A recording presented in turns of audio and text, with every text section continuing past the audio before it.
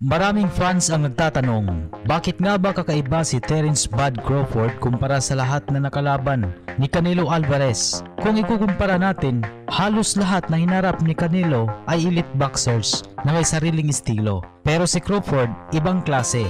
Kaya sa video na ito, aalamin natin kung bakit delikado siya at ano ang nagiging malaking difference niya kumpara sa mga nakaharap na ni Canelo Alvarez. Unang-una, kilala natin si Canelo Alvarez bilang isa sa pinakamahusay na Mexican boxer sa kasaysayan. Dinumina niya ang iba't ibang weight divisions, mula light middleweight hanggang light heavyweight.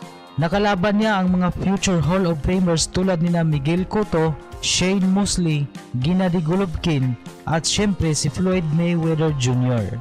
Kaya masasabi natin tested na si Canelo sa lahat ng estilo ng boxing. Pero kung titignan natin, karamihan ng nakalaban ni Canelo ay mga natural na malalaki at mabibigat na boksingero. Hindi kasing bilis o kasing technical gaya ni Terence Crawford. Ngayon, dito na papasok si Terence "Bud" Crawford. Bakit siya iba? Una, napaka-adaptable niya. Kayang-kaya niyang mag-adjust ng estilo depende sa kalaban. Kung kailangan niyang maging counter-puncher, kaya niya. Kung kailangan niya ng pressure, kaya niya rin.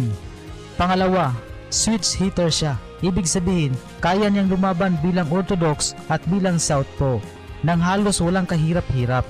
Maraming boksingero ang hirap dito, pero kay Crawford, natural lang. At pangatlo, defensively sound at offensively dangerous. Hindi lang siya magaling umiwas, kaya rin niyang manakit. Halos lahat ng laban niya natatapos niya sa knockout o convincing win.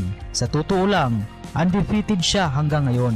Kung ikukumpara mo kay Canelo, ibang-iba ang hamon na dala ni Crawford. Si Canelo, mas kilala sa kanyang head movement, power shots at counter punching. Pero minsan, nagkakaproblema siya sa mga boksingerong mabilis at technical, tulad ng pagkatalo niya kay Floyd Mayweather at pagkadismaya ng ilan sa laban niya kontra kay Dimitri Bivol. Dito papasok si Crawford, isang mas bata, mas mabilis at mas equally intelligent fighter na halos may kahawig na estilo ni Floyd pero mas agresibo. Kaya kung sakaling mag-cross ang landas nila, iba ang magiging dynamics ng laban. Hindi lang ito magiging test of power, kundi test of intelligence at adaptability. Kaya masasabi natin, iba talaga si Terence Crawford sa lahat ng nakalaban ni Canelo Alvarez. Hindi lang dahil undefeated siya, kundi dahil sa kombinasyon ng speed, timing, adaptability at technical brilliance. Ngayong darating na September 13 na sigurado akong magiging isa ito sa pinakamalaking sagupaan sa kasaysayan ng boxing. Sa kasalukuyan, tuloy na talaga sa paghahanda ngayon si Terence Crawford para sa nalalapit niyang laban at hindi siya nagbibiro. Pangako niya, patutulugin niya daw si Canelo Alvarez sa ibabaw ng ring. When I stump a mud hole in your asses, you're gonna be a nobody. You're gonna be just like everybody else.